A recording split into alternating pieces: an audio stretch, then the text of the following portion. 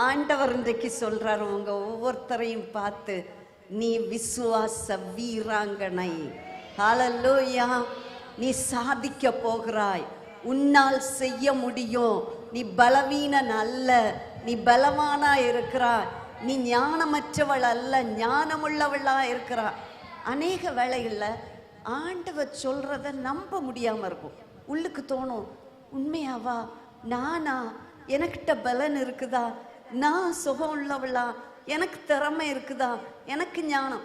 நான் சொல்லட்டுமா, இந்த வேதத்திலும் சரி சரித்திரத்திலும் சரி தேவனால் வல்லமையாக பயன்படுத்துகிற எல்லா பாத்திரங்களும் சாதாரண மனுஷர்கள்.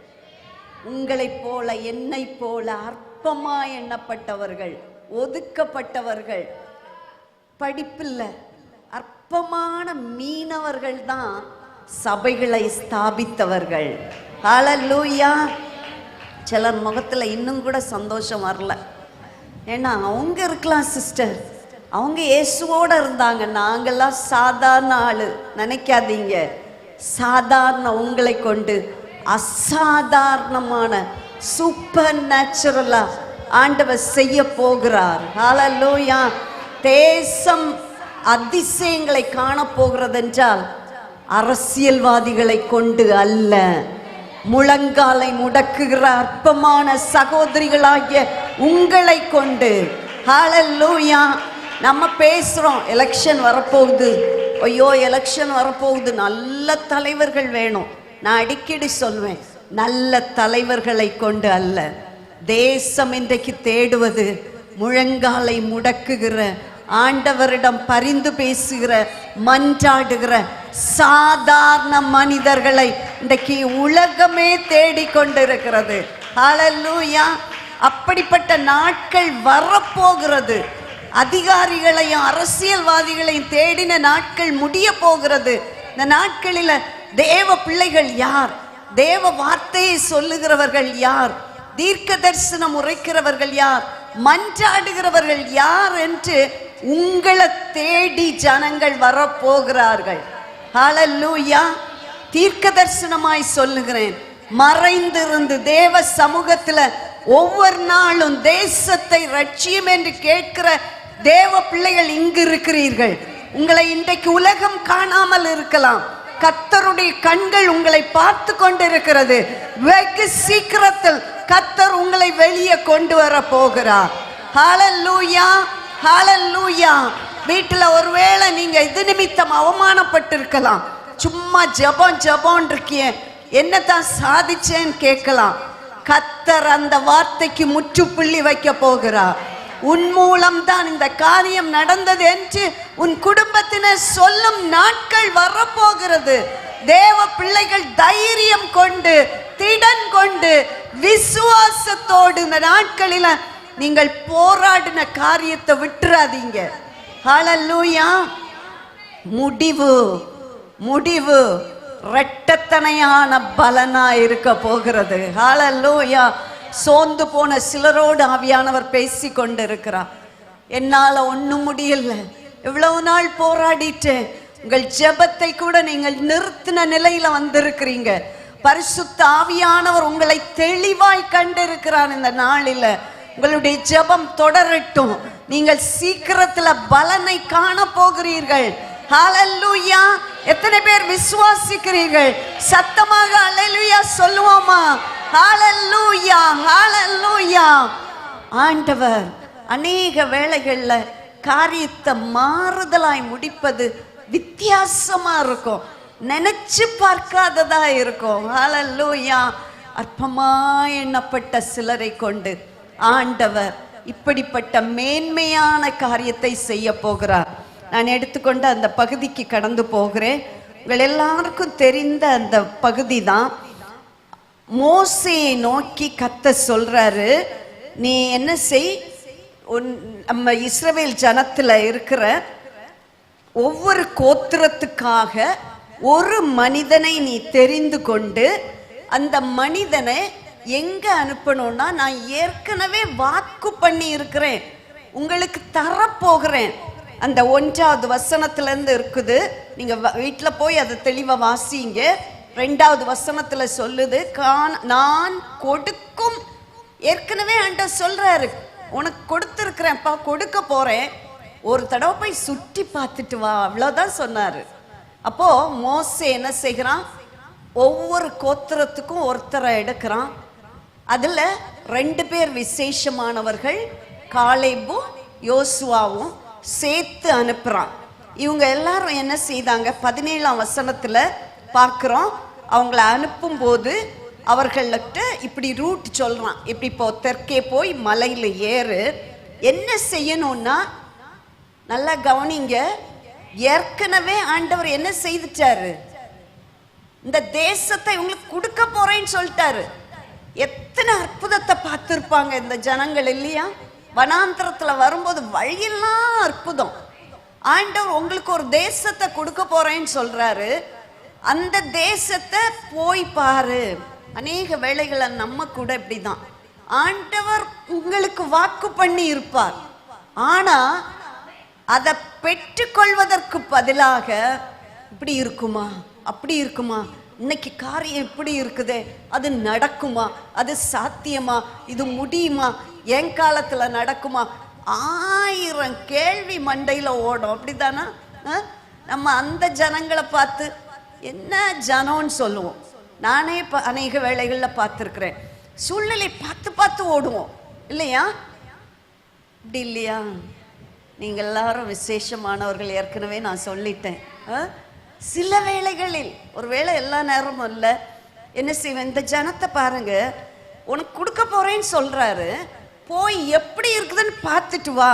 அந்த தேசம் எப்படிப்பட்டது, நல்லதோ கெட்டதோ, பட்டணங்கள் எப்படிப்பட்டது, அவர்கள் கூடாரங்களில் குடியிருக்கிறார்களோ கோட்டைகளில் குடியிருக்கிறவர்களோ, நிலம் எப்படிப்பட்டது, வளப்பமானதோ இளப்பமானதோ, விருட்சங்கள் உண்டோ இல்லையோ, பார்த்துட்டு வாங்கப்பா. 12 பேரை அனுப்புறாரு. போயிட்டு உங்களுக்கு முடியும்னா கொஞ்சம் பழங்களெல்லாம் அறுத்துட்டு வாங்க அப்படின்னு அனுப்பி விடுறாரு. இவங்களாம் போயிட்டாங்க. போய் அங்க போயிட்டு ஒரே குலையில இருக்கிற திராட்சை பழங்கள் நிறைய எடுத்துட்டு வர்றானுங்க. வந்த பிறகு பாருங்க அவங்க என்ன செய்தாங்க அப்படின்னா, அந்த 10 பேர் இதுல தவறான அறிக்கையை தான் கொண்டு வந்தாங்க. ஹல்லேலூயா. வார்த்தை என்பது மிக முக்கியமானது. பிரியமானவர்களே, உங்களுக்கு பாஸ்டர்மா நிறைய படிப்பிச்சு தந்திருப்பாங்க. கூட கொஞ்சம் உங்களை உற்சாகப்படுத்தும்படியா சொல்றேன். பொதுவா பெண்களுக்கு வார்த்தை கொஞ்சம் அதிகமா இருக்கும். அப்படியா? நீங்க ரொம்ப பேச மாட்டீங்களோ? பொதுவான கருத்து கொஞ்சம் சகோதரர்கள் இருக்கிறாங்க, இருந்தாலும் நம்ம பலவீனத்தை சொல்லி தான் ஆகணும் இல்லையா? நம்ம அவங்க ஒரு நாளைக்கு 6000 வார்த்தை பேசுனா நம்ம 13000 வார்த்தை பேசுவோமா? உண்மையா? ஒரு ஊருக்கு போயிட்டு வர்றீங்கன்னு வைங்களேன், உங்க சொந்தக்கார வீட்டுக்கு, எப்படி சொல்லுவோம் நம்ம? பஸ் ஏறினதுலேருந்து இறங்கி திருப்பி வர அங்கே யாரை பார்த்தோம், என்ன பார்த்தோம், எல்லாம் என்ன பேசுனாங்க, என்ன சாப்பிட்டோம், அத்தனை கதையும் உங்கள் புருஷன் எப்படி சொல்லுவார்? போன நாக்கம் வந்த நாக்கம். எனக்கும் அது அனுபவம் உண்டு. கோவமாக வரும், எரிச்சலாக வரும், என்னடா. அப்புறம் நம்ம ஒன்றொன்னா கொஷின் போடணும். அது எப்படி, என்ன சாப்பிட்டீங்க, அதுக்கு ஒரு ஆன்சர் வரும். இப்படி நம்ம அதிகமாக பேசுவோம். பரவாயில்ல, போட்டோம், நம்ம ரொம்ப பேசுகிறோம். ஆனால் எப்படிப்பட்ட வார்த்தைகளை பேசுகிறோம் பாருங்க. நான் வேடிக்கையாக சொல்வது உண்டு. ஒரு கணவன் பிஸ்னஸில் அவரே நொடிஞ்சு போய் ஒன்றும் இல்லாமல் வந்திருப்பார். சில சகோதரிகள் என்ன தெரியுமா சொல்லுவாங்க, என்னத்தை பிஸ்னஸ் பண்ணீங்க, என் அக்கா பாரு, அக்கா வீட்டுக்காரரு அப்படி ஆக ஓகோன்னு இருக்காரு, அவங்க பிஸ்னஸில் இப்போ கொடிகட்டி பறக்கிறாங்க, உங்களுக்கு பிஸ்னஸ் ஒன்றுத்துக்கு லாய்க்கே இல்லை. இது சாதாரணமாக வாயிலேருந்து வர, ஆனால் உள்ளத்தில் நல்லா இருக்கணும்னு ஆசை இருக்குது சிஸ்டர். ஆனால் வாயில் என்ன தான் வரும்? இந்த வார்த்தை ஒரு மனிதனை, ஒரு பிஸ்னஸை, ஒரு தேசத்தையே கட்டி எழுப்புங்க. மறந்து போகாதீங்க. இந்த வாயில் என்ன வார்த்தை வரணும்? நல்ல வார்த்தை வரணும். நல்ல வார்த்தைகள் அப்படி வந்துட்டாரா, பயப்படாதீங்க, சோர்ந்து போகாதீங்க. கர்த்தர் நம்மோட இருக்கிறாரு. நம்ம பிஸ்னஸ் பண்ணுவோம். சில தவறு வந்திருக்கலாம், ஆண்டவரண்ட திரும்புவோம். கண்டிப்பா பாருங்க, அடுத்த வருஷத்துக்குள்ள கர்த்தர் நம்மை உயிர்ப்பிப்பார். இப்படி சொல்லி பாருங்க, உங்க கணவனுக்கு எப்படி இருக்கும் யோசிச்சு. இன்னொன்று சொல்றேனே, ஒன்றும் இல்லை, உங்க குழந்தை ஒரு 50 மார்க் தான் வாங்கிட்டு வருது. 50 மார்க்கெல்லாம் இப்போ வாங்கிட்டு வந்தால் விட்டு வைப்போமா இல்லையா? அந்த மார்க்கை பார்த்த உடனே, தம்பி பரவாயில்லப்பா 50 மார்க் அப்படி யாராவது சொல்லியிருக்கீங்களா? படிச்சிருக்க பாரு, படிச்சு கிழிச்சிட்டான் 50 மார்க்கு. அந்த பிள்ளைய பாரு, உங்க நம்ம சர்ச்சில் உன் கூட படிக்கிறாளே அவளை பாரு, இவளை பாரு சொல்லி அவன் உள்ளத்தை அப்படியே என்ன செய்துருவோம், கலங்க வச்சிரும். அடுத்த மாதம் அவன் எவ்வளோ மார்க் வாங்குவான் தெரியுமா? இப்போ 50 வாங்கினான். நம்ம சொன்ன நல்ல தங்க வார்த்தைகளால் அவன் 30 மார்க் தான் வாங்கிட்டு வரான். அதே வேளை 50 மார்க் வாங்கிட்டியப்பா தம்பி, பரவாயில்லப்பா, அடுத்த தடவை நல்ல மார்க் வாங்கு சொன்னீங்கன்னா அடுத்த முறை அவன் 80 மார்க் வாங்குவான். அனுபவத்தோட சொல்கிறேன். ஹல்லேலூயா. ஒரு எங்க கூட இருக்கிற ஒரு தாய் ஒரு நாள் சொல்கிறா, என்னத்தை இந்த பையன் படம் வரைஞ்சிட்டு வருவான் அப்படின்னு. நான் கேட்டேன், என்ன வரைஞ்சான்? சின்ன குழந்தை, அது என்ன செய்து ஒரு கோடு போட்டிருக்குது. அம்மாவுக்கு அது படமாக தெரியல, குழந்தைக்கு என்னது அது பெரிய படம். நீ அந்த கோடை பார்த்துட்டு, அப்பா என்னப்பா வரைஞ்சிருக்க, பெரிய படமாக இருக்குதே அப்படின்னு சொன்னா அடுத்த முறை அவன் ஒரு பெரிய பில்டிங்கே வரைஞ்சிட்டு வருவான். அதே வேளையில் என்னத்தை வரைஞ்ச அப்படின்னு கேட்டால் அவன் பேப்பர் பென்சிலை அதுக்கப்புறம் தொடவே மாட்டான். புரியுதா உங்களுக்கு? இதுதான் நம்ம வாயில் இருக்கிற சக்தின்றது. புரிஞ்சுதா? காலையில் எழும்பும் போதே கணவன் ஆசீர்வாதம், பிள்ளை ஆசீர்வாதம். என்ன ஆசீர்வாதம்? நான் ஒன்று சொல்லட்டா, உங்கள் வீடுகள்லாம் அந்த மாதிரி நல்ல ஒரு கேமராவை ஃபிக்ஸ் பண்ணி எப்போ தெரியுமா ரெக்கார்ட் பண்ணி பாஸ்டருக்கும் பாஸ்டர்மாக்கும் கொடுக்கணும். காலையில் பிள்ளைகள் ஸ்கூலுக்கு போகும்ல, பொன்னான நேரம். அந்த நேரம் என்ன நடக்கும்? சில கணவன்மார் சொல்லுவாங்க, நாங்கள் அந்த நேரம் அமைதலாக இருந்துக்குவோம்.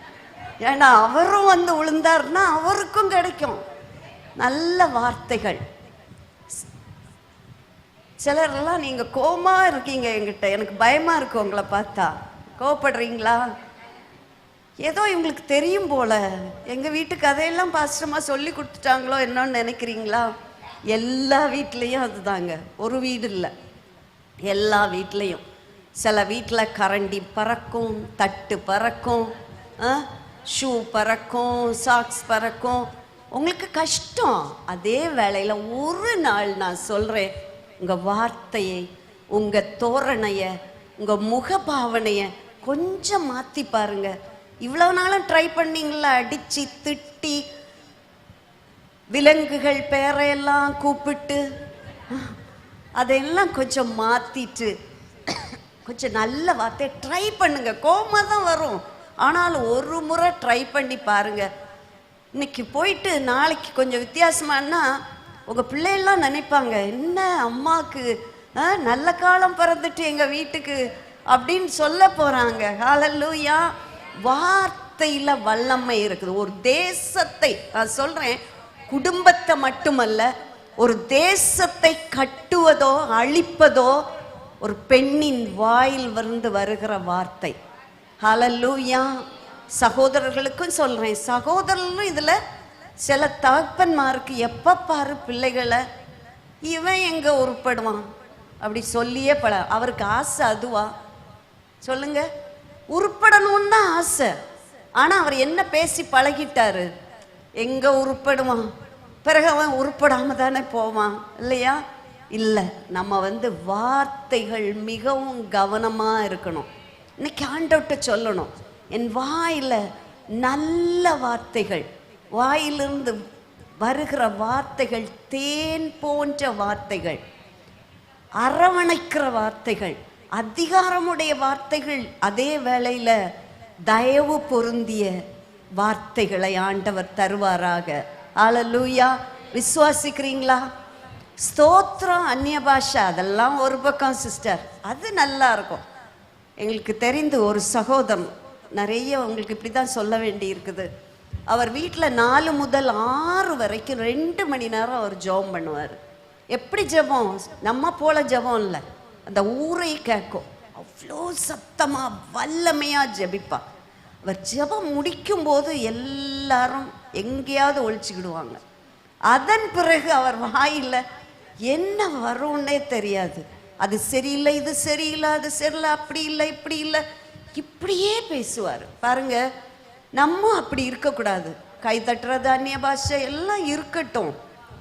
அதை போன்று கிருபை பொருந்திய வார்த்தைகள் வாயில் வரணும். ஹல்லேலூயா. என்னுடைய திருமண நாளில் எங்கள் திருமணத்தை பாஸ்டர் சுந்தரம், உங்களுக்கு தெரியுமான்னு தெரியல, ஒரு முதிர்ந்த தகப்பன், ஏசிஏ அப்போஸ்தல கிறிஸ்தவ சபை சென்னையில் அதனுடைய ஸ்தாபகர், அவர் தான் நடத்தினார். அன்றைக்கு அவர் சில காரியங்களை சொன்னார். அதாவது இந்த லைட்டை போடு அப்படி சொல்கிறத, லைட்டை போடுன்னு 2 பேருக்கும் சொன்னார். அதிகாரமாக இல்லை, இப்படி பேசுகிறத காட்டியும் லைட்டை போடுவீங்களா, உங்களால் முடியுமா? நாங்கள் ஃபாலோ பண்ணனா இல்லை, நிறைய செய்யலை. ஆனால் இப்போது கொஞ்சம் ஆண்டவர் கிருபையாக இப்போ தான் கொஞ்சம் திருந்திட்டு வர்றேன்னு வைங்களேன்.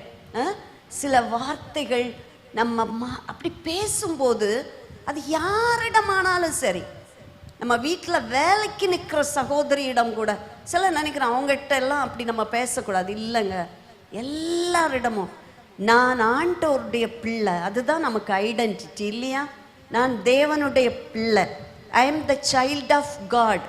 ரட்சிக்கப்பட்டேன்னு கை தூக்குனதுனால மட்டும் இல்லைங்க, ஒவ்வொரு நாளும் எனக்கு என்னது, நான் தேவனுடைய பிள்ளை, அவருடைய சுபாவம், அவருடைய அன்பு, அவருடைய மனதுருக்கம், அவருடைய வார்த்தைகள், அவர் எப்படி பேசினாரு அதே மாதிரி பேச படிக்கணும். ஹல்லேலூயா. இன்று முதல் உங்கள் வார்த்தையில் ஒரு மாற்றம் வரட்டும். ஹல்லேலூயா. விசுவாச வார்த்தைகளை பேசுங்க. முடியாதுன்னு சொல்ற இடத்துல ஆண்டவருடைய வார்த்தையை சொல்லுங்க. ஒவ்வொரு காரியத்துக்கும் ஆண்டவருடைய வார்த்தை இருக்குது. கணவனை பார்த்து சொல்லுங்க, பிள்ளைகளை பார்த்து சொல்லுங்க, கர்த்தர் சொல்லி இருக்கிறாரே. ஹல்லேலூயா. என்ன சொல்லி இருக்கிறாரு? அவருடைய வார்த்தை அநேக இடத்துல, நான் உன்னை விட்டு விலகுவதும் இல்லை, உன்னை கைவிடுவதும் இல்லை என்று சொல்லி இருக்கிறாரே. அதனால நான் தைரியம் கொண்டு, கர்த்தர் எனக்கு சகாய, நான் பயப்படேன், மனுஷன் எனக்கு என்ன செய்வான் என்று. இது ஒரு சூழ்நிலை வந்த உடனே பதறி போயிடுறோம். இப்போ நாங்கள் இங்கேருந்து நான் வந்துட்டேன், எங்கே இல்லாமல் போயிட்டேன். இப்போது இவங்க போயிட்டாங்க, அந்த தேசம் இவங்க சொன்ன பாருங்க, திராட்சை கொடியெல்லாம் எடுத்துட்டு வந்தாங்க. எடுத்துட்டு வந்துட்டு 27வது வசனம் 28வது வசனத்தில் பார்த்தீங்கன்னா, நீர் எங்களை அனுப்பின தேசத்துக்கு போய் வந்தோம், அது பாலும் தேனும் ஓடுகிற தேசம்தான், இது அதனுடைய கனி, ஆனாலும் அந்த பாருங்க, நல்ல சூப்பராக சொல்கிறாங்க. அங்கே போயிட்டு வந்தோம், நீ சொன்னபடி பாலும் தேனும் ஓடுகிற செழிப்பான தேசம், நீ சொன்னது போல கனியை கொண்டு வந்திருக்கிறோம். எவ்வளவு தூக்க முடியாத கனி, அவ்வளோ வெயிட்டு, அவ்வளோ அடர்த்தி கொண்டு வந்திருக்கிறோம். அதோட நிறுத்தி இருக்கலாம் இல்லையா? ஆனாலும் நம்ம கூட அப்படிதான் சொல்லுவோம் இல்லையா? ஆண்டவர் சொன்னது போல தான் இருக்குது, ஆனாலும் எல்லாம் நல்லா தான் நடக்குது, ஆனாலும் எங்க பிசினஸ் பரவாயில்லை, ஆனாலும் கடவுள் பேசினதெல்லாம் உண்மைதான், ஆனாலும் அப்படிதானே? இந்த ஆனாலும் போட்ட உடனே மோசேக்கும் கொஞ்சம் கலக்கம் வந்துருச்சு. என்னடா சொல்ல போறானுங்க? அந்த தேசத்திலே குடியிருக்கிற ஜனங்கள் பலவான்கள், பட்டணங்கள் அரணிப்பானவைகளும் மிகவும் பெரியவைகளுமாய் இருக்கிறது. அங்கே ஏனாக்கின் குமாரரையும் கண்டோம். நல்லா சொல்லிட்டு இருந்தானுங்க. இந்த தேசத்தை கொடுத்தாச்சு ஆண்டவர், நீங்க போய் அதை சுதந்திரிக்க போறீங்கப்பா, நான் உங்களுக்குன்னு தான் வச்சிருக்கிறேன். பாருங்களேன், உங்களுக்கு கூட ஆண்டவர் எத்தனை வாக்கு தத்தங்களை சொல்லி இருக்கிறாரு. ஒவ்வொரு நாளும் துதிச்சிட்டு இருக்கீங்களா? அப்படியே துதிக்கிற டைம்ல நடக்காதது போல ஒரு சூழ்நிலை வரும். நம்ம இப்போ வியாதியை உன்னை விட்டு விலக்குவேன்னு சொல்றாரு. அந்த வார்த்தையை விசுவாசிக்கிறோம். பாஸ்டர்ட்ட ஜெர்மனி போறோம், அந்த வார்த்தையை சொல்லி ஜெபிக்கிறாரு. வீட்டில் போய் எதை தான் பார்ப்போம்? டெம்பரேச்சரை பார்ப்போம். கொஞ்சம் மெடிக்கல் இதெல்லாம் தெரிஞ்சவங்கன்னா அந்த அவுட்புட், இந்த இன்புட்டு, அது இது எல்லாத்தையும் ஒன்று பார்த்து வசனம் இருக்கட்டுங்க. அப்படி இல்லை, வசனம் வசனம்தான். ஹல்லேலூயா. அதை விசுவாசிக்கணும். எந்த வார்த்தை இந்த வருடத்தில் ஆண்டவர் உங்களுக்கு எதையெல்லாம் வாக்கு பண்ணினாரோ ஒவ்வொரு நாளும் விசுவாசிக்கிறீங்களா? ஆண்டவர் உங்களுக்குன்னு சொல்லியாச்சு, உன் குடும்பத்துக்குன்னு சொல்லியாச்சு, உன் பிள்ளைக்குன்னு சொல்லியாச்சு. சூழ்நிலை மார்க்கு குறவு தான் வருது சிஸ்டர், என் பையன் இன்னும் ரட்சிக்கப்படல, கர்த்தர் சொல்லி இருக்கிறாரு.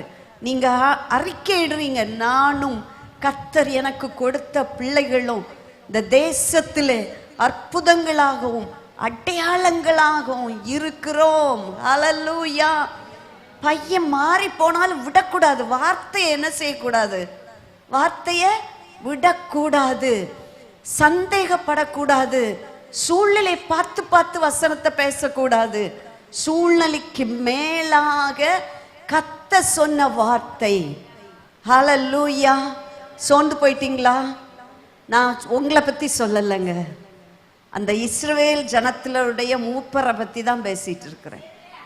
சிலருக்கெல்லாம் கோபம் வந்துருச்சு, என்ன நம்ம பத்தி இப்படி குறைவா பேச ஆரம்பிக்கிறாங்க அப்படின்ட்டு. உங்களை நான் பேசவே மாட்டேன்.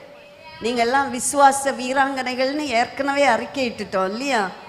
அவர்களை பார்த்துட்டு ஒருவேளை கொஞ்சம் குறைவு இருக்கும் என்றால் நம்மை சரி செய்வதற்காக சொல்றேன். ஹல்லேலூயா.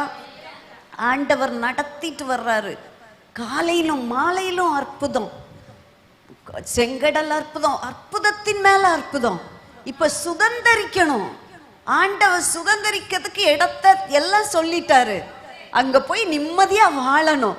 ஒரு தடவை போயிட்டு வாப்பா, போய் பார்த்துட்டு வான்னு சொன்னா பார்த்துட்டு ஒழுங்கா வர்றதை விட்டுட்டு அங்க அப்படி இருக்கிறான். அவன் எல்லாம் ராட்சதனா இருக்கிறான். பெரிய பெரிய கோட்டையை பார்த்தோம் ஐயா. கோட்டையை பார்த்தா உனக்கு என்ன? நீ தான் அங்க வாழ போகிறியே. ஆண்டவர்ல சொல்லிட்டாரு. வனாந்திரத்துல வழி நடத்தின ஆண்டவர், கண்மலையில தண்ணீரை கொடுத்த ஆண்டவர். ஹல்லேலூயா. மன்னாவை காடையை தந்து போஷித்த ஆண்டவர் உங்களை இன்னும் நடத்த மாட்டாரா? ஏன் சந்தேகப்படுறோம்? ஏன் அவிசுவாசப்படுகிறோம்? இந்த காலை வேளையில் அன்பு தேவ பிள்ளைகளே, என்னுடைய வார்த்தையை கேட்கும் போது சில உள்ளங்களுக்குள் சில போராட்டங்கள், சில குழப்பங்கள். இதெல்லாம் நடக்குமா? இதெல்லாம் சாத்தியமா? என் வாழ்க்கையில இது நடக்குமா? என் குடும்பத்துக்கு ஆண்டவர் சொன்னது உண்மைதான், ஆனா உள்ளங்கை மேகத்தை கூட நான் காண முடியலையே. என் வாழ்க்கையில பிரச்சனை தீரலையே, இதுக்கு ஒரு முடிவு வரலையேன்னு சொல்றீங்க. ஆண்டவர் சொல்றாரு, நீ பாரு, அந்த தேசத்தை பாரு, நான் வாக்கு பண்ணினதை பாரு, உன் பிள்ளையின் வாழ்க்கையில நான் செய்ய போகிற பெரிய காரியத்தை பாரு, உன் குடும்பத்தை கொண்டு நான் செய்ய போகிற காரியத்தை பாரு, இந்த தேசத்துல உன்னை கொண்டு நான் நிறைவேற்ற வேண்டிய காரியத்தை உன் கண்கள் காணட்டும். இன்றைக்கு காண்கிற அவிசுவாசத்துக்குரிய சந்தேகத்துக்குரிய காரியங்களை பேச வேண்டாம் பிரியமானவர்களே. பார்க்கிறப்பெல்லாம் என்ன சொல்லணும்? சிஸ்டர், கர்த்தர் வாக்கு பண்ணி இருக்கிறார், நிறைவேற்றுவா. என்ன சிஸ்டர் நடக்குது உங்க குடும்பத்துல? ஒண்ணும் இல்ல, என் ஆண்டவர் சொல்லிவிட்டார். ஹல்லேலூயா. விசுவாசமானது நம்பப்படுகிறவைகளின் உறுதியா இருக்கிறது, காணாததின் நிச்சயமா இருக்கிறது. யாரெல்லாம் விசுவாசித்து அதை உரிமையாக்கி பேச தொடங்கினார்களோ அவர்கள் எல்லாம் பெற்றுக்கொண்டார்கள். ஹல்லேலூயா. ஒரு நாள் சூழ்நிலையை பார்த்து, பிரச்சனையை பார்த்து சிலர் பாருங்க ஜெபிக்கிறத நான் கேட்டிருக்கிறேன். ஆண்டவருக்கு எதுவுமே தெரியாது. அவருக்கு சொல்லுவாங்க, ஆண்டவரே உங்களுக்கு தெரியுமா? அவருக்கு தெரியுமா தெரியாதான்னு நமக்கு தெரியாது. என் பிள்ளை எப்படி இருக்கான் தெரியுமா? அவன் போகிற பாதை தெரியுமா? அவன் நேற்று என்ன செஞ்சான் தெரியுமா? யார்கிட்ட? பிரச்சனையை பற்றியே பேசுவோம். ஆண்டவர்கிட்ட பேசுறது மட்டுமல்ல, வீட்டிலையும் பேசுவோம். சில பிள்ளைகள் சொல்லுவாங்க, எங்கள் அம்மா ஜெபம் நல்லா பண்ணுவாங்க, ஆனால் என்ன பேசுவாங்க தெரியுமா? குழந்தைங்க சொல்லுவாங்க. உங்களை பற்றி உங்களுக்கு தெரிகிறத காட்டிலும் உங்கள் பிள்ளைகளுக்கு தெரியும். நாங்கள் பாஸ்டருக்கெல்லாம் நல்ல ஒரு திறமை. என்ன தெரியுமா? திறமைன்னா உங்கள் வீட்டு கதை கேட்குறோன்னு இல்லை, குட்டி பிள்ளைங்க.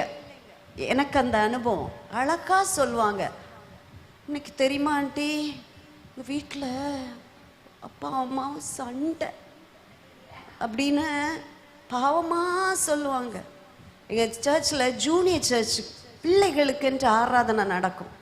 அப்போது நான் தான் முன்னால் அந்த ஆராதனையை நடத்துவேன். ஒரு நாளில் சாட்சி நேரம் வந்தப்போ 3.5 வயது ஒரு குழந்தை முன்னால் வந்து மைக்க பிடிச்சி அவன் சொல்ல ஆரம்பிக்கிறான், அழுகுறான். 3.5 வயது குழந்தை. எங்கள் வீட்டில் நிறைய கடன் இருக்குது. அந்த குழந்தைக்கு கடன்னாலே தெரியாது. ஆனால் நம்ம நினைக்கிற குழந்தைக்கு ஒன்றும் தெரியாதுன்னு. நம்மை குறித்து எல்லாம் அந்த பிள்ளைகளுக்கு தெரியும். நம்ம பேசுகிற வார்த்தைகள் அது குழந்தைகளுக்கு தெரியும். ஆகவே தயவு செய்து சொல்கிறேன், உங்கள் உள்ளத்தில் என்ன விசுவாசிக்கிறீங்களோ அதை பேசுங்க. அவிசுவாச வார்த்தைகளை பேசாதீங்க, பார்க்கிறத பேசாதீங்க, கர்த்தர் சொன்னதை பேசுங்க. ஹல்லேலூயா. இவங்க எல்லாரும் பேசுறானுங்க,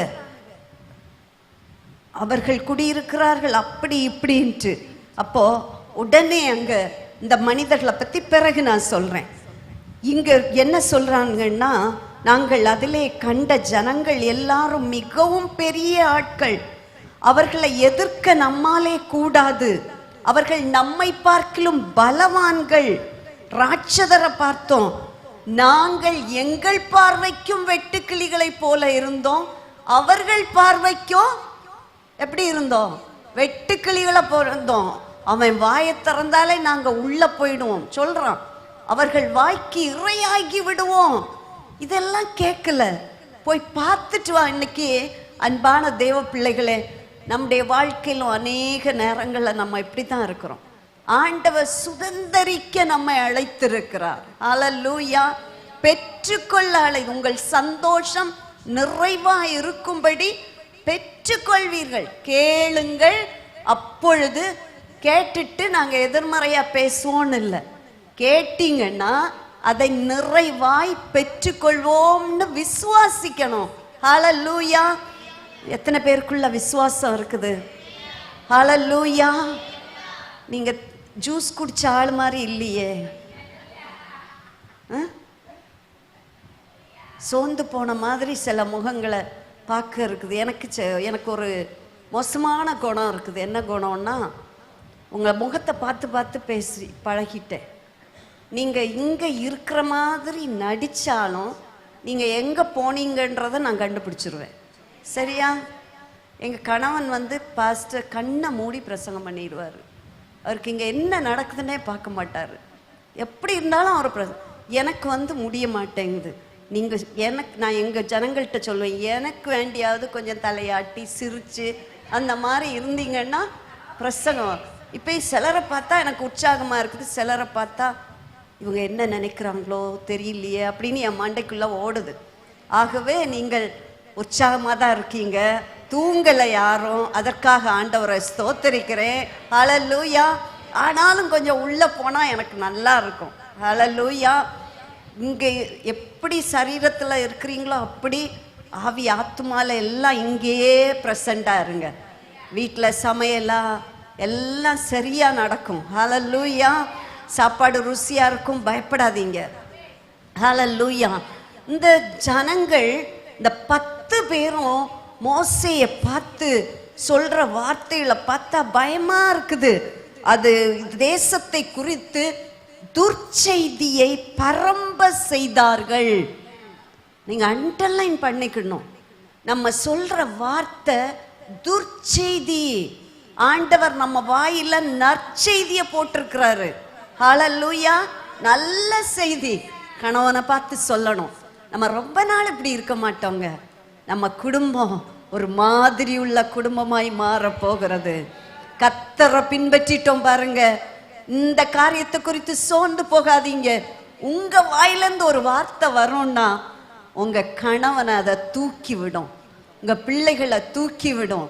உங்க பாஸ்டர்மாக்கு அது நல்ல செய்தியா இருக்கும்.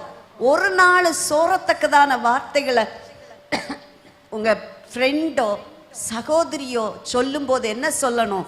இல்ல, நான் அவரை விசுவாசித்திருக்கிறேன், இன்னாரென்று அறிந்திருக்கிறேன், ஹல்லேலூயா, அதை செய்து முடிப்பார் என்று நான் விசுவாசிக்கிறேன்.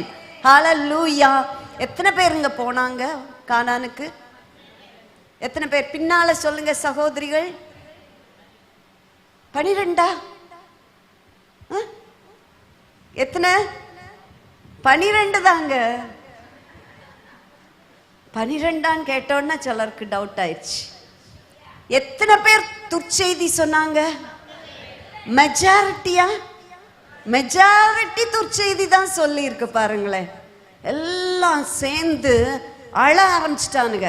14ஆம் வசனத்துல பாருங்க, கூக்குரலிட்டு புலம்பினார்களாம்.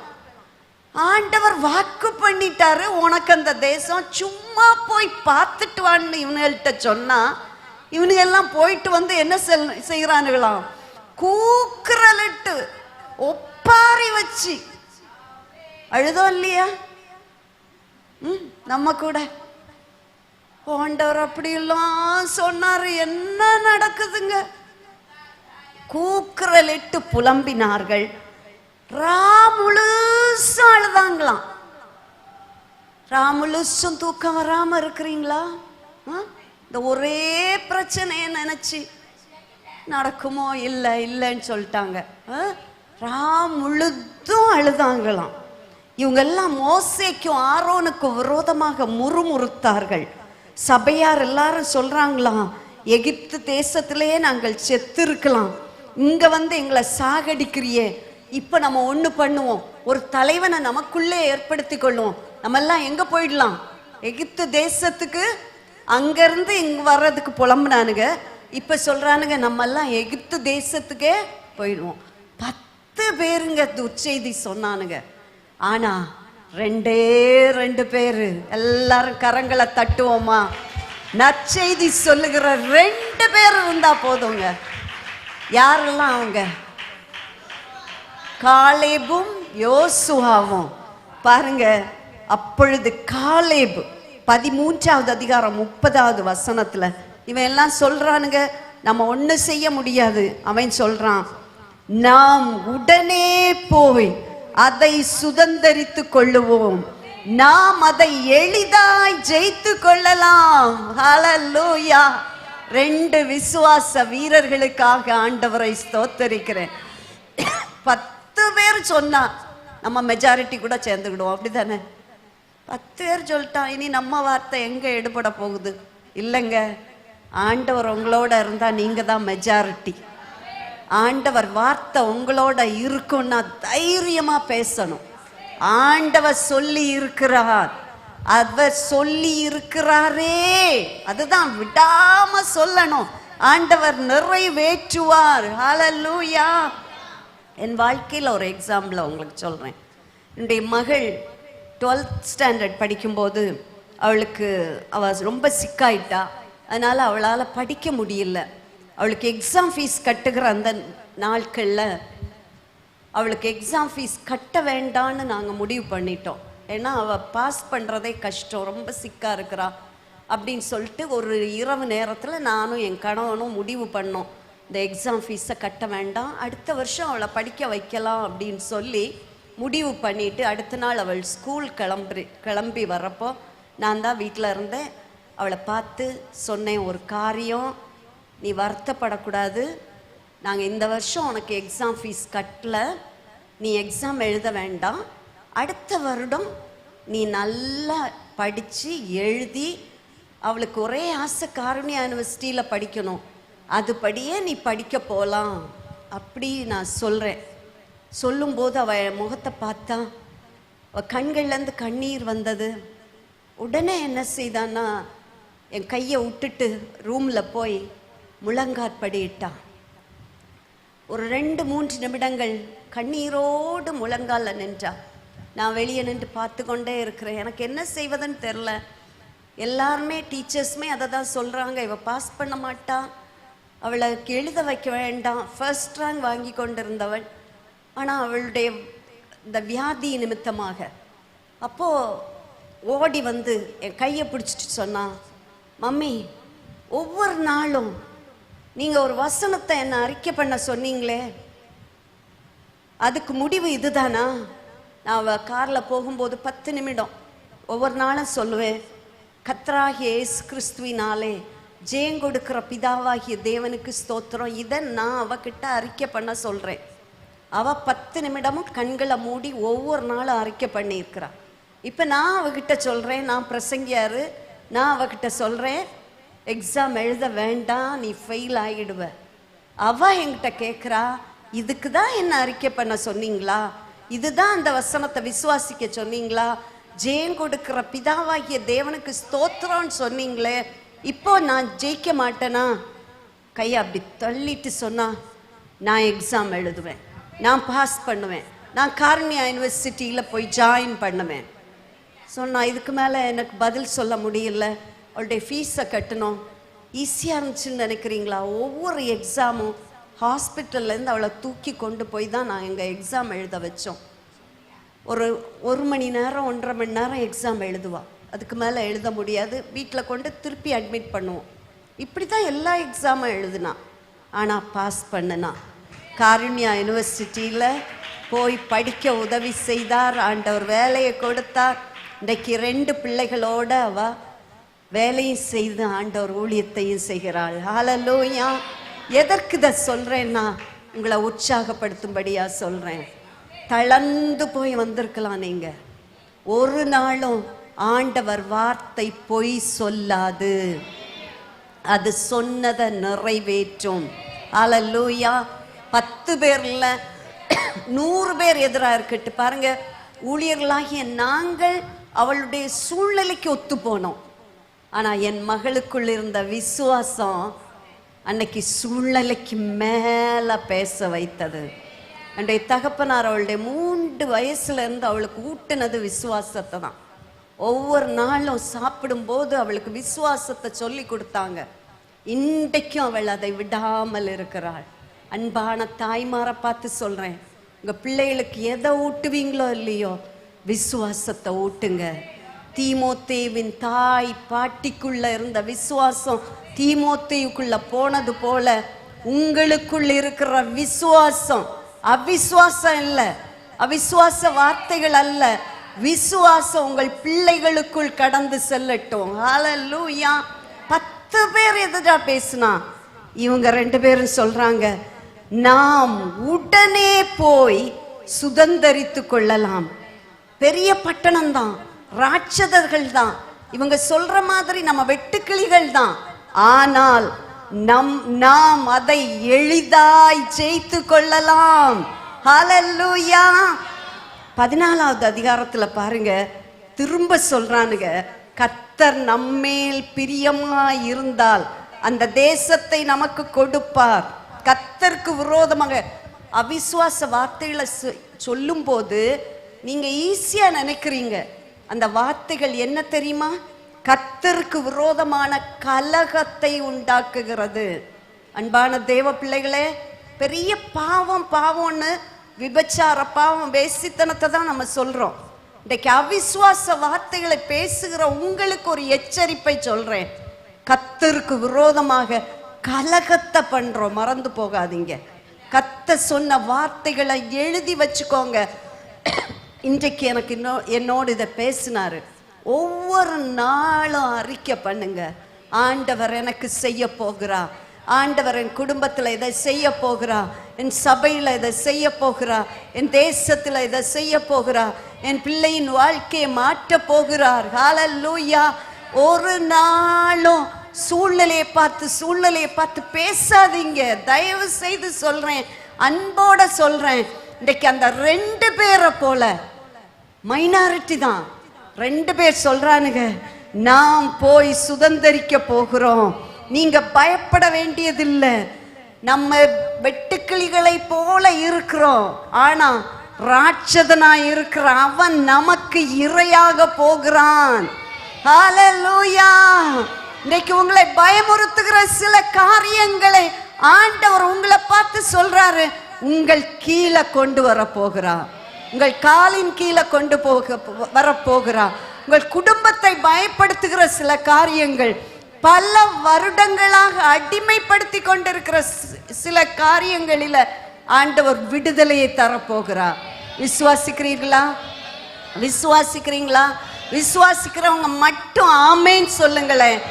ஆமேன். ஹல்லேலூயா. ஒருவேளை அவிசுவாசம் இருக்கும்னா வார்த்தையினால சொல்லுங்க, இல்ல கர்த்தர் எனக்கு தரப்போகிற வெற்றிக்காக ஸ்தோத்திரம். ஹல்லேலூயா. பயம் வரும்போதெல்லாம் சொல்லணும், ஆண்டவர் என்னை ஜெயிக்க வைக்க போகிறார். ஹல்லேலூயா.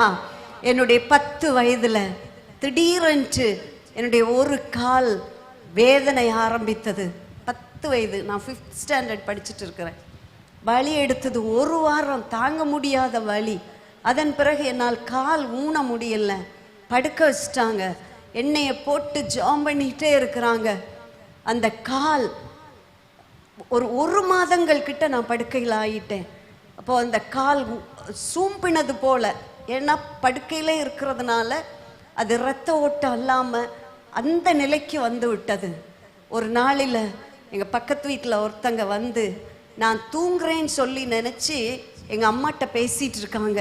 அக்கா, இப்படி தான் எங்கள் சொந்தத்தில் ஒரு பிள்ளைக்கு வந்தது, அப்புறம் அவள் நடக்கவே இல்லை, அது வரைக்கும் நான் கண்களை மூடிட்டு இருக்கிறேன், எனக்கு என் காலில் இருக்கிற பிரச்சனை எனக்கு என்னன்னே தெரில, ஏதோ படுத்திருக்கிறோன்னு நினச்சிக்கிட்டேன்.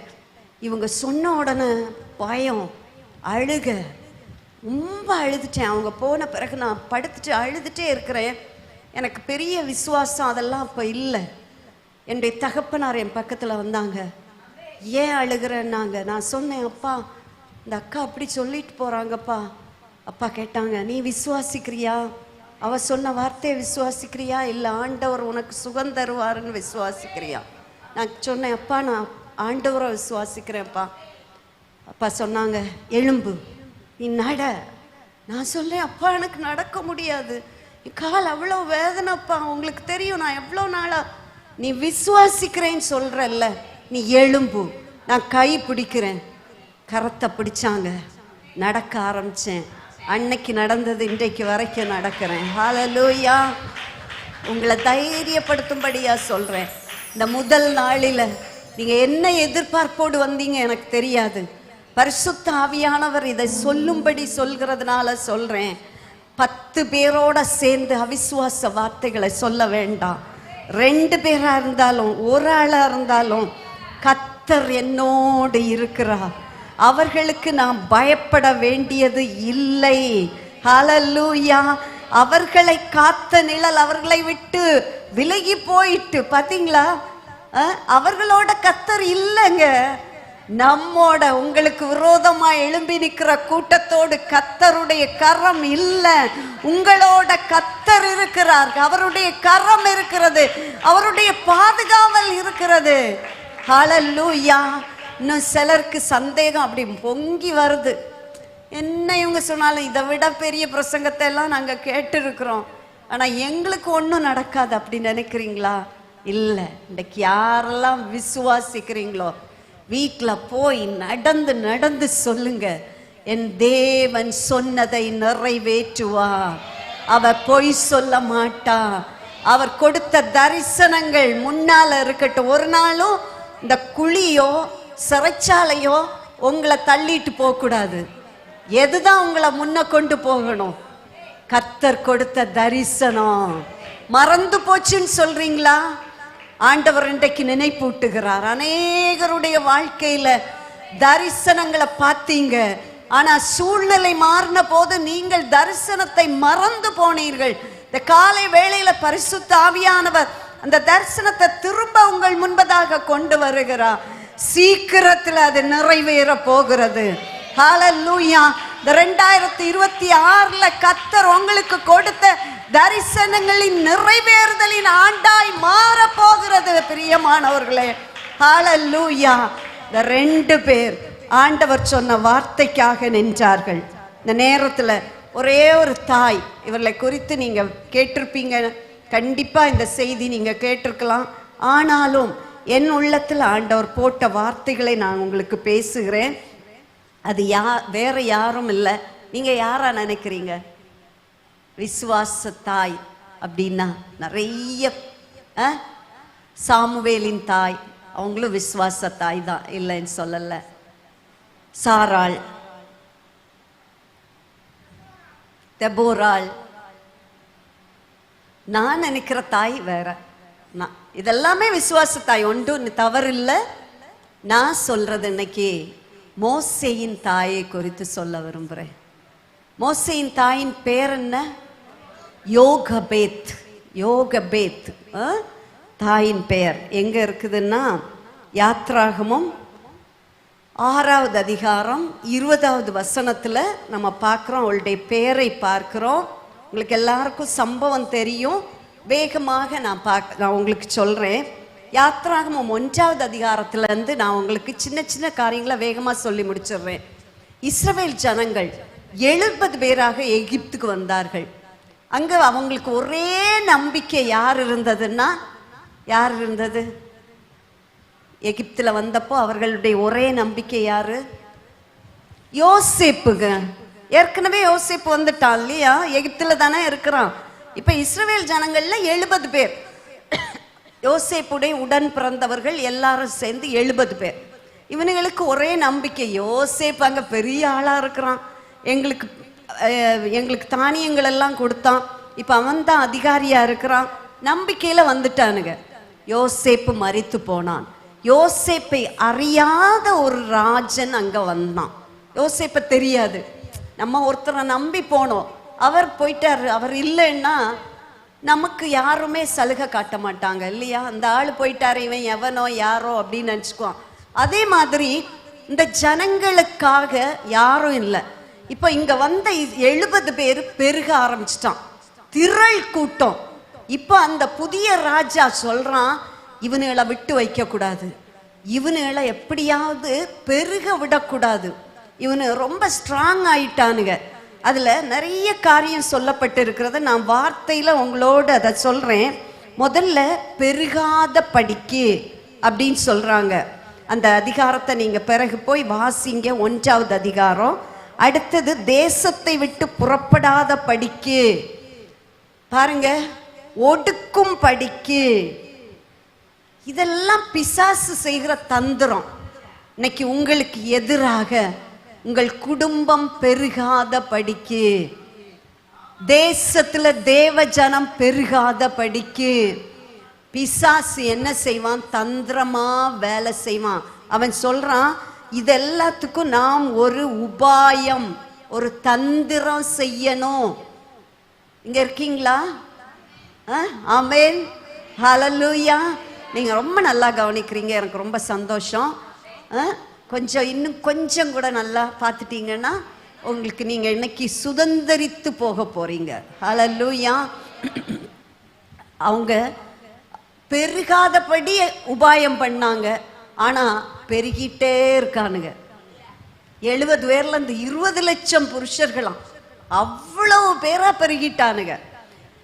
உங்களை பெருகாதபடிக்கு பிசாசு தந்திரமா கிரிய செய்யலாம், ஆனால் நீங்கள் பெருகிக் கொண்டே இருப்பீர்கள், நீங்கள் பலத்து கொண்டே இருப்பீர்கள். உங்களை அழிக்கணும்னு எவன் திட்டம் தீட்டினானோ அவன் தான் அழிஞ்சு போவானே தவிர நீங்க அழிய மாட்டீர்கள். ஹல்லேலூயா, ஹல்லேலூயா. ஒடுக்க நினைச்சான், ஒடுக்க முடியல. ஹல்லேலூயா. எரிச்சல் அடைந்தார்கள் பார்க்கிறோம். கொடுமையாய் வேலை வாங்கினார்கள் என்று பார்க்கிறோம். ஹல்லேலூயா. நிறைய காரியம் அவனுங்க செஞ்சுட்டே இருக்கானுங்க. ஆனா எல்லாத்துலயும் மாட்டோம். இப்ப பார்த்தான் ராஜா, என்னென்னவோ செஞ்சு பார்த்தோம், முடியல. இப்போ ஒன்னே ஒண்ணுதான், இந்த ஆண் பிள்ளைகளை எல்லாம் கொன்னுறணும், இவனுங்களை அழிச்சிடணும் அப்படின்னு சொல்லி மருத்துவச்சிகளுக்கு கட்டளை இடுறான். எபிரேய ஸ்திரீகள் டெலிவரிக்கா வரும்போது ஆண் பிள்ளை பிறந்துன்னா உடனே நீங்க என்ன செஞ்சிருங்க, கொன்னு போட்டுருங்க. பெண் பிள்ளைன்னா உயிரோடே வைங்க. ஆனா இந்த மருத்துவச்சிகள் தேவனுக்கு பயந்ததுனால அவங்க என்ன செய்தாங்க, கொல்லவே இல்லை. அன்பான தேவ பிள்ளைகளே, இதுல ஒரு வசனம் எனக்கு ரொம்ப பிடிக்கும். முதல் அதிகாரம் யாத்ராகமம் 1:21 மருத்துவச்சிகள் தேவனுக்கு பயந்ததினால் அவர்களுடைய குடும்பங்கள் தழைக்கும்படி செய்தார். இன்னைக்கு நீங்க வேலை பார்க்குற இடத்துல இருக்கலாம், வாழ்ந்து கொண்டிருக்கிற இடத்துல இருக்கலாம், தெய்வ பயமற்ற சூழ்நிலையில இருக்கலாம். நீங்க வேலை பார்க்குற ஆபீஸ்ல எல்லாரும் எதோ செய்யலாம். தேவனுக்கு பயந்திருக்கிற ஒரு சகோதரியாகிய உன் நிமித்தம் கர்த்தர் உன் குடும்பத்தை பெருக செய்வார், உன் குடும்பத்தை ஆசீர்வதிப்பார். 4 பேரை போல நான் மாறக்கூடாதுங்க. 4 பேர் அதை செஞ்சாங்க, வேண்டாம். தெய்வ பயத்தோட நான் இதை செய்ய மாட்டேன், இதை பார்க்க மாட்டேன், நான் இப்படி இருக்க மாட்டேன், நான் தேவனுக்கு பயந்தவள். இந்த மருத்துவச்சிகள் பாருங்க, எனக்கு ரொம்ப இந்த மருத்துவச்சிகளை பிடிக்கும். அழகா பதில் சொன்னாங்க. நாங்க வர்றதுக்கு முன்னாடியே அவங்க பலசாலிகளாக இருந்தபடினால பிள்ளைகளை பெற்றுட்டாங்க, நாங்க பார்க்க முடியலன்னு சொல்லி அவங்க விட்டுட்டாங்க. அவங்க எல்லா ஆண் பிள்ளைகளும் என்ன செய்துட்டாங்க, பிழைச்சிட்டாங்க. இப்படி இருக்கும்போது ஒரு குடும்பம், அந்த குடும்பத்துல ஒரு அப்பா ஒரு அம்மா. அம்மா பேர் என்னது, பின்னால ஒருத்தங்க யாராவது சொல்லுங்களேன். வெரி குட், யோகபேத்து. அப்பா பேர் என்னது, அம்ராம். அம்ராம். ஏற்கனவே இந்த வீட்டுல 2 பிள்ளைங்க. யாரெல்லாம், ஆரோனும் மிரியாமும், ஒரு அக்கா ஒரு அண்ணன் இருக்கிறாரு. இப்போ அந்த வீட்டில் ஒரு குழந்தை பிறக்குதுங்க, ஒரு குட்டி பையன் பிறக்கிறான். இப்போ நாட்டில் சட்டம் என்னது, ஆண் பிள்ளை பிறந்தா கொன்னுறணும். இப்போ நதியில தூக்கி போட சொல்லிட்டாரு. எல்லா வீட்லயும் ஒரே சட்டம் தான். இந்த யோகபேத்துடைய பக்கத்து வீட்டுல ஆண் குழந்தை பிறந்துச்சு, நதியில போட்டுட்டாங்க. கொஞ்சம் தூரத்து உறவு ஒரு அக்கா வீட்டுல குழந்தை பிறந்துச்சு, தூக்கி போட்டாங்க. எங்குமே தூக்கி போட்ட செய்தி தான் கேக்குது. ஆனா இவன் வீட்டுல ஒரு குழந்தை பிறக்குது. இந்த யோகபேத்தாகிய தாய்க்குள்ள எல்லாரும் செஞ்சாங்க, நான் செய்வேன் என்பது அல்ல. எனக்கு கொடுத்திருக்கிற பிள்ளை ஒரு இரட்சகன். ஹல்லேலூயா. இவனை நான் சாகடிக்க விட மாட்டேன். இது எங்க தெரியுமா, நீங்க பார்த்தீங்கன்னா ஆதியாகமம் 14வது அதிகாரத்துல நீங்க பார்த்தீங்கன்னா அந்த வசனத்தை நான் உங்களுக்கு காட்டுறேன்.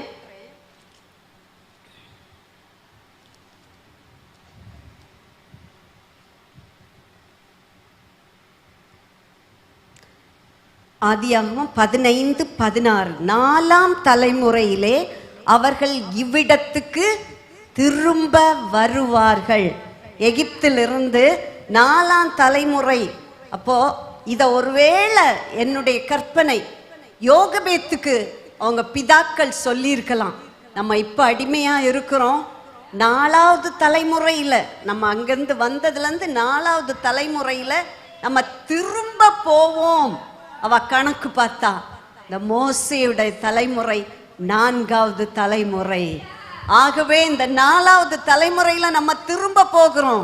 இப்ப நம்ம அடிமையா இருக்கிறோம். நம்மை அடிமைத்தனத்திலிருந்து மீட்டு கொள்வதற்கு ஒரு இரட்சகன் வேண்டும். எல்லா ஆண் பிள்ளையும் கொல்ல சட்டம், எல்லா குழந்தைகளும் நைல் நதியில போடப்படுகிறது. விசுவாசம் உள்ள தாயாகிய யோகபேத் அதோடு ஒத்து போகல. அவ சொன்னா, ஒருவேளை என் குழந்தை, இந்த அழகுள்ள குழந்தை இரட்சகனாய் மாறலாமே. ஹல்லேலூயா. ஹalleluya. தேவ பிள்ளைகளே, எனக்கு இந்த பகுதி ரொம்ப பிடிக்கும். என் வாழ்க்கையில என்னை மாற்றின ஒரு தாய் என்றால் யோகபேத்து தான். அவள் சட்டம் எதுவா இருக்கட்டும், எல்லாருக்கும் எதுவா இருக்கட்டும், எல்லா குடும்பத்து பிள்ளைகளுக்கும் நடக்கட்டும், ஆனா என் வயிற்றுல பிறந்திருக்கிற பிள்ளை ஒரு சாதாரண பிள்ளை அல்ல. அவன் ஒரு இரட்சகனாய் மாறுவான். அதற்கு ஏற்றா போல தன்னுடைய எல்லா காரியங்களையும் அவள் மாற்றி கொண்டாள். ஹalleluya, ஹalleluya.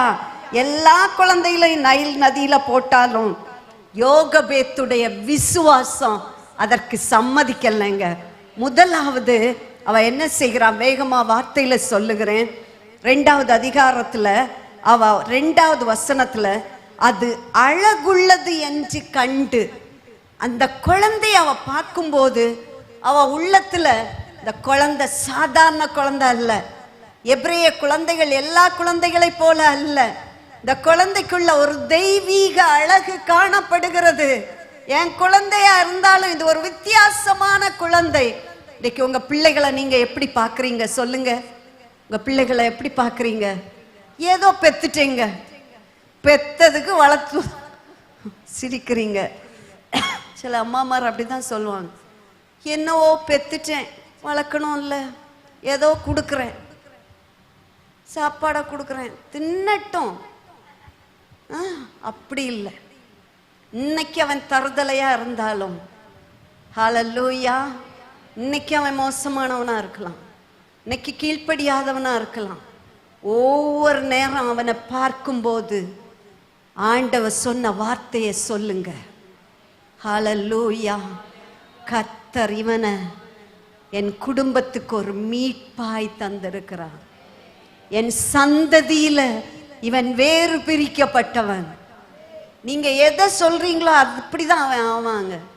நீங்க இன்னைக்கு என்ன குழப்பத்துல கலக்கத்துல பதறி போய் சொன்னீங்களோ அதுதான் நிறைவேற போகுது.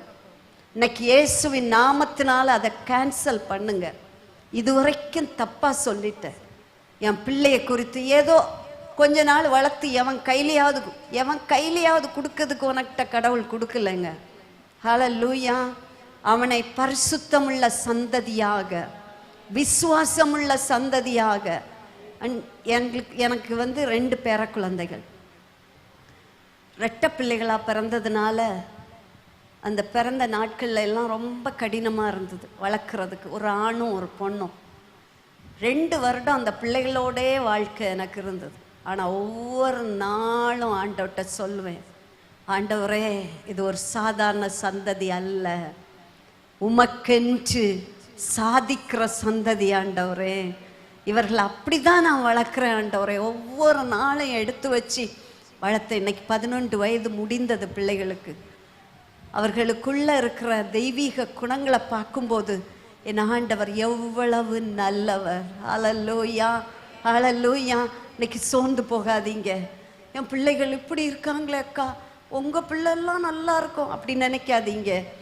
உங்களை நம்பி உங்க குழந்தைய கொடுத்திருப்பார் என்றால் பரிசுத்த சந்ததியா தான் மாறும், பராக்கிரமசாலிகளாய் மாறும், ஒரு கிதியோனாய் மாறுவார்கள், ஒரு பேதுருவாய் மாறப் போகிறார்கள், தெபோராக்களாய் எழும்ப போகிறார்கள், யோகபேத்தா எழும்ப போகிறார்.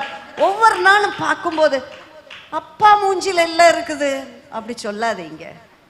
பறந்திருக்கான் பாரு, அப்பாவையே உரிச்சு வச்சு தேவனுடைய சந்ததி. ஹalleluya. அப்பா முகம் இருந்தாலும் ரத்தம் எல்லாம் அவருடைய ரத்தம். ஹalleluya. நம்புறீங்களா? உங்க ரத்தம் இல்லைங்க, அவருடைய ரத்தம். நான் யாரு? தேவனுடைய பிள்ளை. அப்போ எனக்குள்ள என்ன ரத்தம் ஓடுது? இயேசுவின் ரத்தம். என் பிள்ளைக்குள்ள என்ன ரத்தம் ஓடும்? இந்த அசுத்த ரத்தம் இல்லைங்க, பாவம் செய்கிற ரத்தம் இல்லைங்க, துன்மார்க்க ரத்தம் இல்லை, தகப்பனுடைய ரத்தம் அல்ல, இயேசுவின் ரத்தம். ஹalleluya, ஹalleluya. இதெல்லாம் சாதாரணமான காரியம், ஆனா நமக்கு சொல்ல தெரியாது. ஜெபத்துல எல்லாம் சொல்லுவோம், இயேசுவே நான் உங்க பிள்ளை, என் பிள்ளையும் உங்க பிள்ளை தான். அதெல்லாம் ஜெபத்தோட முடிஞ்சிடும். ஜெபம் முடிஞ்ச பிறகு என்னத்தை தான் பெற்று வச்சிருக்கோமோ அப்படின்னு சொல்லுவோம் இல்லையா? இதெல்லாம் சொல்லக்கூடாது. ஒவ்வொரு நாளும் சொல்லணும், அவருடைய வித்து, அவருடைய ஜீவன், அவருடைய இரத்தம், அவருடைய சுபாவம், அவருடைய சாயல். யாருக்குள்ளங்க? பக்கத்தில் இருக்க அவங்க குழந்தைக்கா? நீங்க சொல்றீங்க சிஸ்டர், அவங்கள பத்தி சொல்லுங்க. என் வீட்டில் குரங்கு குட்டிகளை வளர்த்து அப்படி சொல்றீங்களா? இல்லை, இன்னைக்கு பார்த்து பார்த்து சொல்லுங்க. அப்பா சாயல்லே இருக்கியம்மா. எந்த அப்பா? ஏசப்பா. சிலர் சொன்னோன்னு ஒரு சந்தோஷம் வந்தது பாருங்க. இந்த அக்கா கரெக்டா சொல்றாங்க, நான் சொன்னதை சொல்றாங்க. இல்ல, ஏசப்பாவுடைய சாயல். ஹல்லேலூயா. மோசேயின் தாய் பார்த்தா, ஒவ்வொரு நாளும் பார்க்கிறா, இது எங்களை எல்லாம் மீட்கிற ஒரு ரட்சகன். யார் அவளுக்கு சொல்லி கொடுத்தது பாருங்க? ஒரு தெய்வீக வெளிப்பாடோடு குழந்தைய பார்க்கிறா. இன்னைக்கு நான் சொல்லட்டுமா, உங்க பிரச்சனைகளை அவர் சொன்ன விதமா பாருங்க. நீங்க பார்க்குற மாதிரி பார்க்காதீங்க, உங்க கண்ணால பார்க்குற மாதிரி இல்லை. பக்கத்து வீட்டு அக்கா சொன்னாங்க, என்ன ஆச்சுக்கா உங்களுக்கு, அதை எடுக்காதீங்க. என்ன வாச்சா என்ன ஆனா என்ன, என் கர்த்தர் சொன்னது நிறைவேற போகிறது. ஹல்லேலூயா. பேங்க்ல காசு இல்ல, ஆனா அவர் ஐஸ்வர்ய சம்பன்னரா இருக்கிறார். என் தேவைகள் எல்லாவற்றையும் அவருடைய ஐஸ்வர்யத்தின்படி என் குறைவை எல்லாம் நிறைவாக்குவார். சிலருக்கு இன்னுமே உற்சாகம் வர மாட்டேங்குது. ஏன்னா நீங்க ரொம்ப கஷ்டப்பட்டிருப்பீங்க. உண்மைதான் சிஸ்டர், நான் இல்லைன்னு சொல்லவே இல்லை. ஆனா இன்னைக்கு சொல்றேன், யோகபேத் வாழ்ந்த சூழ்நிலையை நினைச்சு பாருங்க. அழுகையின் கூக்குரலின் சத்தம் தினம் கேட்டுட்டு இருக்குது. இன்னைக்கு அரபு நாடுகள்ல எல்லாம் அந்த சத்தம், சகரன் சத்தம் கேக்குதுன்றாங்க. அந்த சத்தம் கேட்டுட்டு இருக்குது. ஆனா ஒரு தாய், எல்லார போல நான் கிடையாது. எனக்குள்ள ஒரு விசுவாசம், என் பிதாக்களுக்கு சொல்லப்பட்ட வார்த்தை என் பிள்ளையின் வாழ்க்கையில, இந்த தலைமுறையில, இந்த 4வது தலைமுறையில நிறைவேறதான் போகிறது. ஹல்லேலூயா. கர்த்தர் சொல்றாரு, உங்க தலைமுறையில நீங்க அதிசயத்தை காண போறீங்க. ஹல்லேலூயா. இன்னைக்கு வீட்டுல போய் திரும்ப திரும்ப சொல்லுங்க. ஜெபிக்க வராட்டியும் வார்த்தையை விசுவாசிச்சு வாய்னால அறிக்கை பண்ணுங்க. 10 தடவை, 20 தடவை, 100 தடவை. எத்தனை நாள் சிஸ்டர் அறிக்கை பண்ணணும்? நிறைவேறும் நாள் வரைக்கும் அறிக்கை பண்ணணும். நிறைவேற்றுவாரா? நிறைவேற்றுவார். சுற்றிலும் எதிரான சூழ்நிலை வந்தாலும், அழுகையின் கூக்குரலின் சத்தம் கேட்டாலும், ஒரு யோகபேத்துக்குள்ள ஒரு விசுவாசம். எல்லாரும் தூக்கி போட்டுருவாங்க. இந்த யோகபேத்து பார்த்தா, இந்த குழந்தை சாதாரண குழந்தை அல்ல, இவன் எங்களை மீட்கிற ஒரு மீட்பு மனிதன், ரட்சகனாய் மாற போகிறான். என்ன செய்தான்? 3 மாசம் ஒளிச்சு வச்சுட்டாங்க. ரொம்ப கஷ்டங்க. பிறந்த குழந்தைய 3 மாசம் அழாம பாதுகாக்க முடியுமா? எப்படி பார்த்தான்னு தெரியல. விசுவாசம் தான் அவளை அப்படி ப்ரொடெக்ட் பண்ணியிருக்கோன்னு நினைக்கிறேன். சரி, இப்ப நம்ம என்ன சொல்லுவோம்? அப்பா 3 மாசம் பாதுகாத்துட்டேன், இதுக்கு மேல எனக்கு என்ன இல்லை, எனக்கு ஒண்ணுமே செய்ய முடியாது. சூழ்நிலை எல்லாம் பார்த்து தேவ திட்டத்தை எல்லாம் நினைச்சு என்னென்னவோ பண்ணிட்டேன். இப்பவும் அவ சொல்றா, இந்த விசுவாசம் முதலாவது பார்க்கும் விசுவாசம், மறந்து போகாதீங்க. 2வது, இப்போ ஒரு பிரச்சனை, குழந்தைய நைல் நதியில போட்டுதான் ஆகணும். ஆனா அவ என்ன செய்தா தெரியுமா? அந்த நைல் ராஜாவுடைய கட்டளைக்கு கீழ்ப்படியணும். 2ஐயும் சேர்த்துக்கிறேன். பிரச்சனைகளை மேற்கொள்ளும் விசுவாசம், கீழ்ப்படியும் விசுவாசம். நைல் நதியில போட்டுதான் ஆகணும்.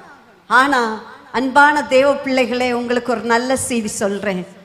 ஆண்டவர் ஞானமற்ற நமக்கு சில சூழ்நிலைகளில விசேஷித்த ஞானத்தை கொடுப்பார். இவளுக்கு பாருங்களேன், நைல் நதியில தான் போட போறா, கட்டளைக்கு கீழ்ப்படிய தான் போறா.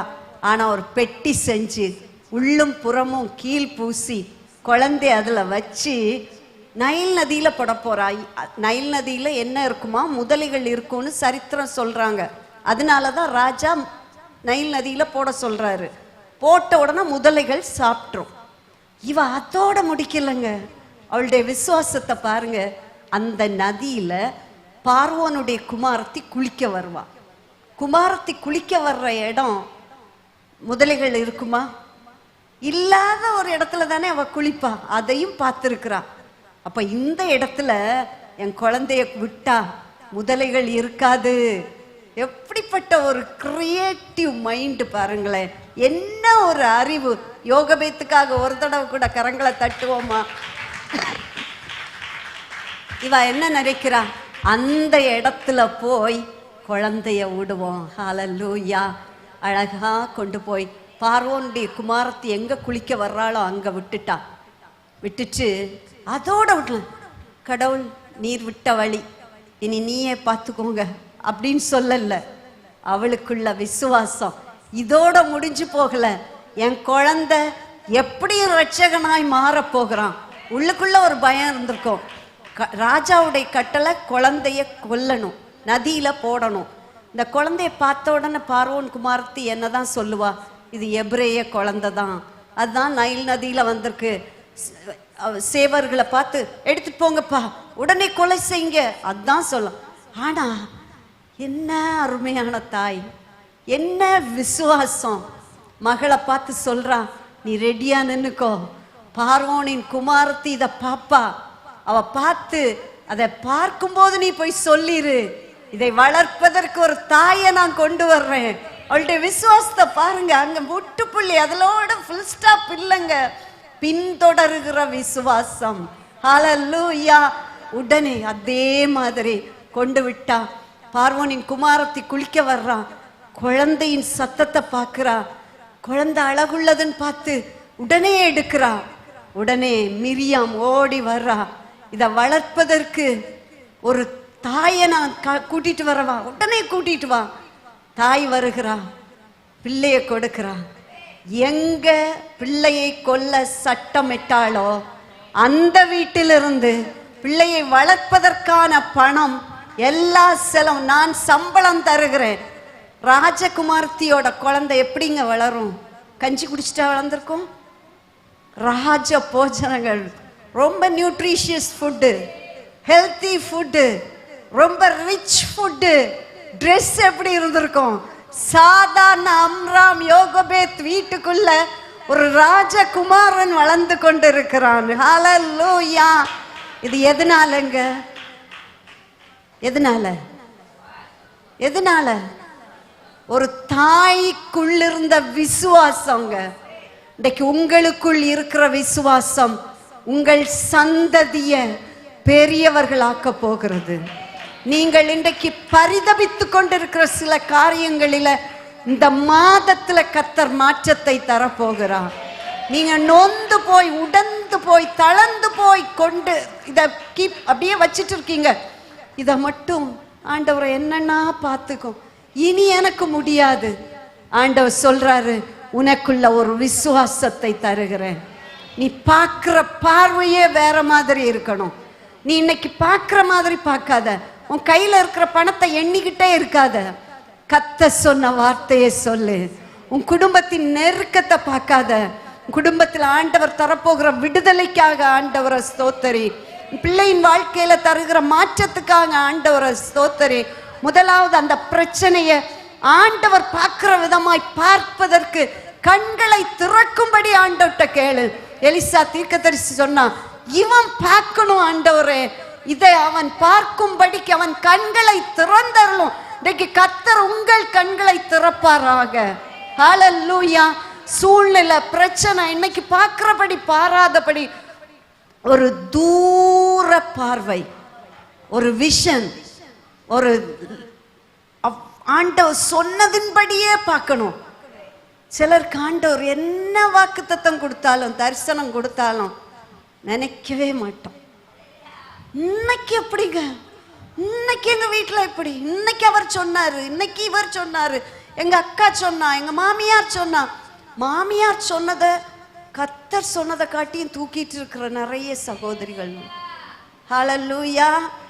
கர்த்தர் சொல்லியிருக்க, அவங்ககிட்ட சண்டை போடாதீங்க, கோவப்படாதீங்க, உள்ளத்துக்குள்ள சொல்லணும். நீங்க இதை தான் சொல்றீங்க, பரவாயில்ல, என் கர்த்தர் எனக்கு வாக்கு பண்ணி இருக்கிறார். ஹல்லேலூயா, ஹல்லேலூயா. மறந்து போகாதீங்க, பார்க்கிற விசுவாசம். பிரச்சனைகளை மேற்கொள்வதில் ஒரு ஞானம், எதிர்ப்பதல்ல. அதை அழகாக ஆண்டவர்கிட்ட கேட்கணும், ஆண்டவரை இதில் எனக்கு ஞானம் தாரும். அடுத்ததாக கீழ்ப்படுகிற விசுவாசம். கட்டளையை மீறக்கூடாது, ஆனால் கட்டளைக்கு கீழ்ப்படியணும். அதை எப்படி கீழ்ப்படிவது? பின்தொடர்கிற விசுவாசம். ஏதோ செஞ்சோம், தண்ணிக்குள்ள விட்டோம், பெட்டியில வச்சோம், போதுண்டா சாமி, இனி என்ன வேணா நடந்துட்டு போட்டு, எனக்கு இவ்வளோதான். சில அம்மா மார்ச்சோம், எனக்கு இவ்வளோதான் முடியும். அப்படி இல்லை, பெற்றுக்கொள்ளும் வரைக்கும் பிரயாசப்படணும். ஹல்லேலூயா. பாதியில விட்டுறாதீங்க. கண்களை மூடுவோமா? ஒரு சில நிமிடங்கள் மாத்திரம் நம்ம ஜெபிக்க போகிறோம். ஹல்லேலூயா, ஹல்லேலூயா. இன்றைக்கு ஆண்டவர் 2 கூட்டத்தை உங்கள் முன்பதாக நிறுத்தினாரு. ஜெயிக்க முடியாது என்று சொல்லுகிற ஒரு கூட்டம், பிரச்சனையை பார்த்து பார்த்து ஓடுகிற ஒரு கூட்டம், சூழ்நிலையை பார்த்து பேசுற ஒரு கூட்டம். நாம் ஜெயிக்க முடியாது. அவர்கள் கண்களுக்கு முன்பதாக நாம் வெட்டுக்கிளிகளை போல இருக்கிறோம். இப்படி சொல்லுகிற ஒரு கூட்டம், அது மெஜாரிட்டி. ஆனா நீ இன்னைக்கு ஒரு மைனாரிட்டியா இருக்கிற. உன் வீட்டுல ஒருவேளை நீங்க மாத்திரம் ரட்சிக்கப்பட்டவர்களா இருக்கலாம். தேவ பிள்ளை என்று விரல் விட்டு எண்ணக்கூடிய சிலர் மத்தியில நீங்கள் வாழ்ந்து கொண்டிருக்கலாம். விசுவாச போராட்டம் பலமா இருக்கிற இந்த நாட்களா இருக்கலாம். நீ விசுவாசிப்பதற்கு எதிராக பிசாசு பல தந்திரங்களை கொண்டு வந்திருக்கலாம். சூழ்நிலையில மாற்றமே இல்லை என்று சொல்லலாம். ஆண்டவர் வேதனை துன்பம் உண்டாக எனக்கு பிள்ளை கொடுக்கல சிஸ்டர், ஆனா என் பிள்ளையோ இப்படி இருக்கிறானே. நீ ஒரு சோர்ந்து போன நிலையில வந்திருக்கலாம். கர்த்தர் கொடுத்த தரிசனத்துக்கு மாறாக அநேக சம்பவங்கள் உங்கள் வாழ்க்கையில நடந்து கொண்டு இருக்கலாம். நான் நினையாத பாதையில என்னுடைய திருமண வாழ்க்கை போய்கொண்டிருக்கிறது. திருமணத்துக்கு முன்பதாக ஆண்டவரோடு நடந்தேன், அவர் கரம் கோத்து நடந்தேன். ஆனா இன்றைக்கு போராட்டத்தின் மேல போராட்டம் என்று நினைக்கிறீர்களா, சொல்லுகிறீர்களா? அந்த யோகபத்தோடு சேர்ந்து கொள்ளுங்கள். கர்த்தர் சொன்ன வார்த்தை நிறைவேறும்.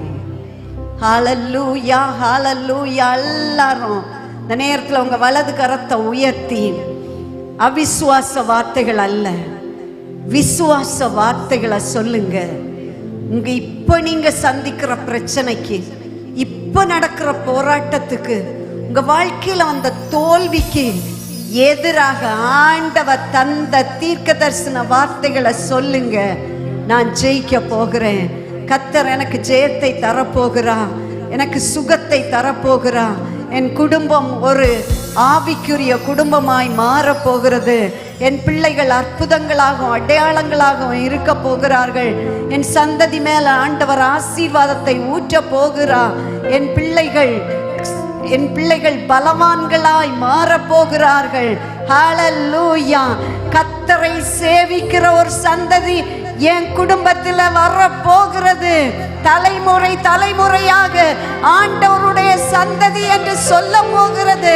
என்னை குறித்து, என் குடும்பத்தை குறித்து கர்த்தர் சொன்ன வார்த்தைகள் நிறைவேற போகிறது. ஆவியில நிறைந்து அந்த வார்த்தைகளை சொல்லி கர்த்தரை துதிங்க.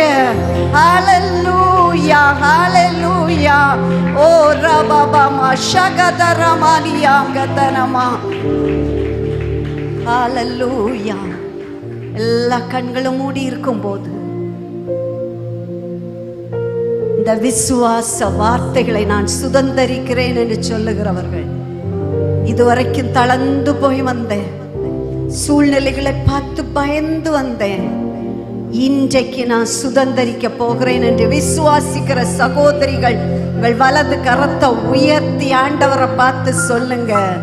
நான் பயப்பட மாட்டேன், நான் சோர்ந்து போக மாட்டேன், நான் கலங்க மாட்டேன், நான் பின்வாங்க மாட்டேன். வாக்கு பண்ணினவர் அதை செய்து நிறைவேற்றி முடிக்க போகிறார். கரங்களை தட்டி ஆண்டவருக்கு நன்றி செலுத்துவோம்.